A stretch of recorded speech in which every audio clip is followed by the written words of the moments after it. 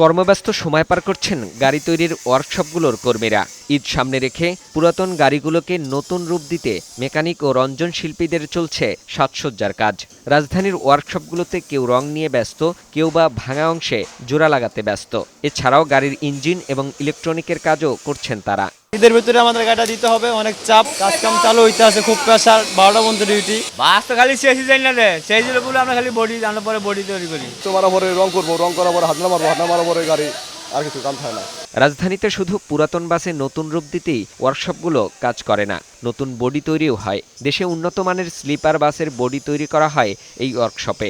ঈদে নতুন গাড়ি তৈরিতে কেউ বাসের বডি মেরামত করেন, কেউ বানান স্লিপার বেড ও সিট, কেউ বা আবার রং করা নিয়ে ব্যস্ত সময় পার করেন। দিনরাত খাটছেন ঈদের আগে বাস ডেলিভারি দিতে। নিচের ডেকোরেশনের কাজ কমপ্লিট, উপরগুলো লাগাচ্ছি, আর এই যে চ্যানেল বিটগুলো লাগাচ্ছে, এই কাজগুলো চলতেছে আর কি। ডেকোরেশনের কাজের পর আমরা সিট বহাই দিলে গাড়ি আল্লাহর রহমতে বাড়িয়ে দেবো।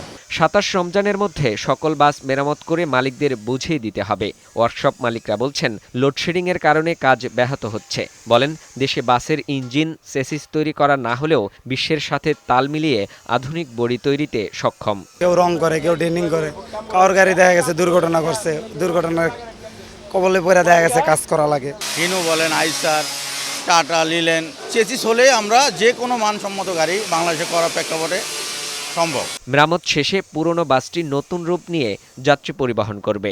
গাড়ির মালিকরা জানান, ঈদের সময়টাতে সড়কে যাত্রী বেশি থাকে, তাই বসে থাকা গাড়ি নতুন করে সড়কে নিয়ে আসা। আমরা চাচ্ছি যে গাড়িগুলো সুন্দরভাবে বা যাতে কোনো যান্ত্রিক ত্রুটি না থাকে সেইভাবে কাজ করতেছে। ঈদুল ফিতরে ঢাকা ও এর আশপাশের জেলা থেকে প্রায় ১.৫ কোটি মানুষ নিজ নিজ গন্তব্যে যাত্রা করবে। তাদের ৭৫%ই সড়ক পথে যাতায়াত করে থাকে। চলার অনুপযোগী গাড়ি দিয়ে যাতে এবারের ঈদযাত্রা না হয়, ত্রুটিযুক্ত গাড়ির কারণে কোনো প্রাণ না ঝরুক, এ প্রত্যাশা সকলের। ফাহিম মুনাইম, বৈশাখী সংবাদ, ঢাকা।